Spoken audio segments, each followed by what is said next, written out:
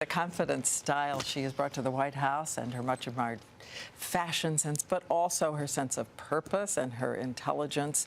First Lady Michelle Obama captured the fascination of the country, and Barbara Walters named her the most fascinating person of the year in her special last night. And we wanted to show you more from that interview, moments you didn't get a chance to see. Take a look.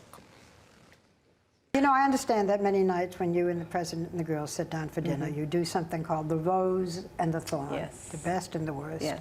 So look back over this past year. What is the rose? What's the thorn?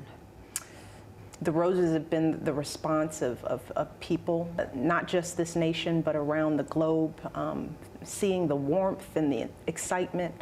Those have all been roses. Thorns, you know, not so many thorns. I mean, you know, as Barack says, he has the thorny job. Yeah. If there are any thorns, it's just the constant concern that I'm doing enough, and that I'm doing my best, and that I'm making the country proud, and hopefully people are happy with the job that I've done so far.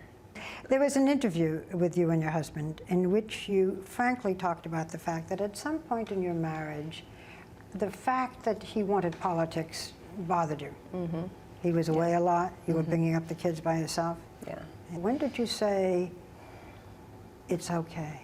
I always had this dilemma, because I always thought, well, if I wanted somebody as my state senator or as my U.S. senator or as my president, I would want Barack Obama. And the only reason he wouldn't do it is if I said no. And he would have stopped if you said no? He would have. And I think it's that truth, the fact that he would have not pursued any of this had I really, really put my foot down, that it made it really hard to be the person that would stand in the way of someone else's dreams and the possibilities of his leadership. And I definitely didn't want to be in that position. And I think I made the right call.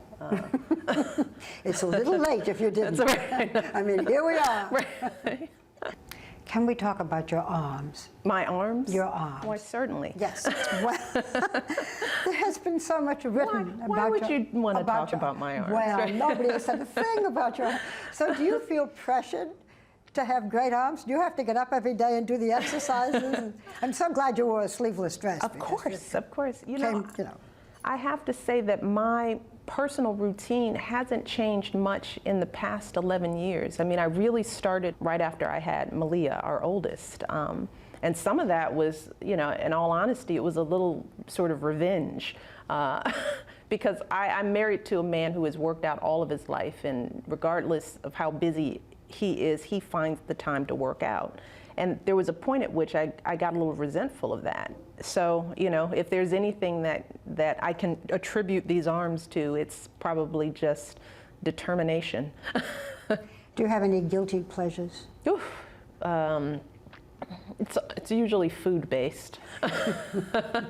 And, you know, really bad TV. You know, my really lazy days are, I sit with Bo, who usually climbs up on my lap. He thinks he's a lap dog. He'll cozy up with me, and I'm just clicking through mindless shows, a lot of, you know, shows about food and design and all that good stuff. And it's just quiet. And I'm not thinking about anything for that second, not about the kids, not about my husband, not about my schedule. And if I get an hour of that during the course of a week, it feels like heaven. And interview questions as only Barbara can ask them, and you can see all of her most fascinating people on our website, abcnews.com.